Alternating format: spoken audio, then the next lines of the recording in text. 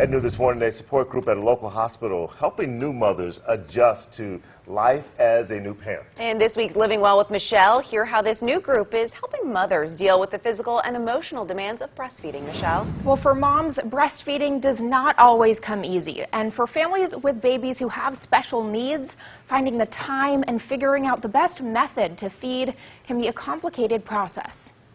With motherhood comes new challenges. Sometimes those late nights when you're sleep deprived, you feel like I'm the only mom that has ever felt like this, and you're not. Like many mothers, Tiffany Campbell struggled with breastfeeding her daughter.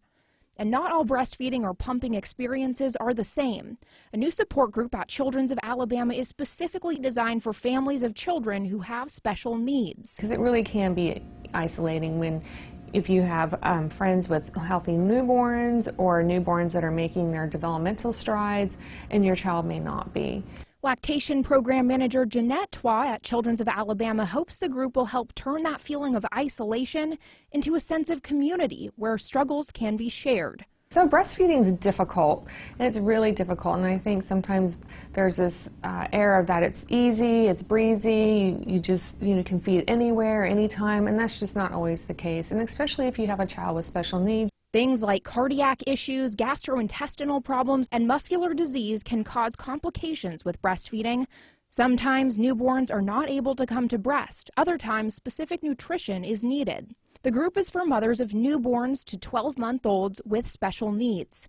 There's a dietitian and lactation consultant present at the group. That sense of togetherness created in groups like these, a feeling that can uplift all mothers and all parents. Support groups are very, very, very helpful in that aspect, and it just keeps you going. So this support group meets every first and third Fridays of each month from 12:30 to 2:30 p.m. at the Children's of Alabama location on Lakeshore. You can find more information on CBS42.com.